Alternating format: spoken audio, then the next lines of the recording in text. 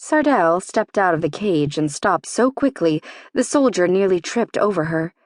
Icy wind buffeted her, whipping at her dress and raising gooseflesh on her arms.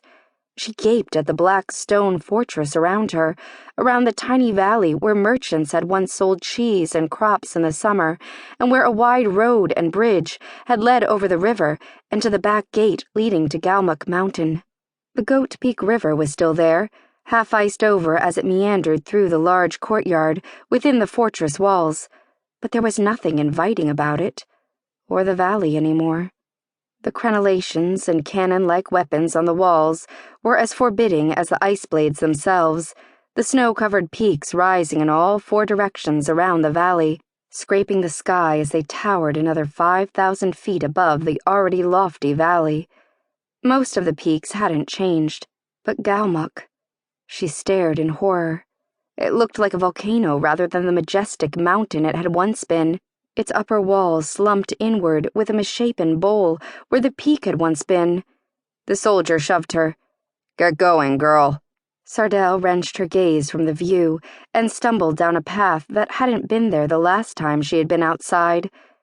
Just yesterday, her mind wanted to add, though she had accepted by now that it had not been yesterday. Aside from the 3 centuries that had passed, it had been summer when she had entered Galmuck, and warm enough for her dress. Now she wrapped her arms around herself as she picked her route, the trail following the tram line down toward the center of the fortress. There were other holes in the mountain, other tram tracks plunging into the darkness. What were they mining for?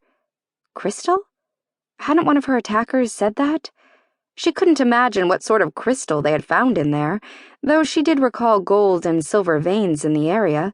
A smelter set up on the far side of the fortress seemed to suggest the likelihood of precious metal mining. Another push nearly made her stumble. "You act like you haven't seen this all before. I've got a report to put together. Walk faster." He pointed at a large stone building with laundry hanging on a line, whipping in the breeze as it dried in the meager sun. "That's where we're going?" Even as Sardell asked, a pair of women strode out of another building and headed for the one with the laundry lines. They wore heavy wool dresses and socks, scarves, hats, and fur jackets as they carried baskets of linens. "Yes," the soldier said, drawing out the syllable as if he were talking to an imbecile. Sardell sighed and headed in the indicated direction. At least there were women here. She ought to be able to get information from them, one way or another. Maybe, given time, she could figure out a way to arrange a meeting with that general. She walked over a bridge, but paused at the top, realizing her unfriendly guide had fallen behind. He had stopped to stare into the western sky. A strange flying craft was banking around Bandit Mountain and angling toward the fortress. Flying. She hadn't quite believed it when Jaxie had mentioned it, but the bronze metallic craft clearly wasn't a bird. With wings outstretched and something on the tips that resembled talons, it did vaguely resemble a dragon, at least the ones Sardell had seen illustrated in books, the creatures having been extinct for 1,000 years or more now. Some sort of rotating fan buzzed, keeping the contraption aloft. "A propeller," Jaxie said dryly. "Hush. Just because you've been reading books these past centuries doesn't mean I have. What's powering it?" The soldier, muttering to himself, distracted Sardell, and she didn't hear the answer. "What's this about?" the man asked. "Supplies and prisoners came in yesterday. Shouldn't be anything due for 2 weeks." "Whatever it is, it could be an escape chance for you."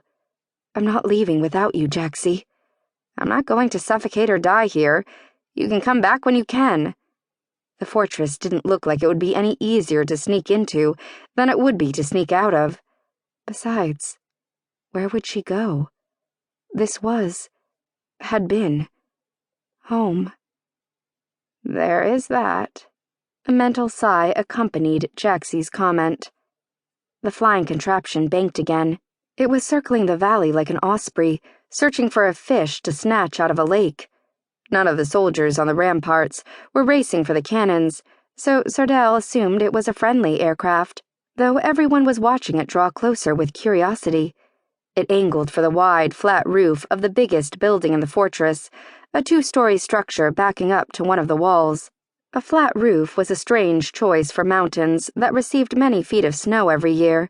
The other buildings had steeply pitched tops, as one would expect, but as the craft lowered, she realized that particular spot must have been designed for landing, though she couldn't imagine how it might be done.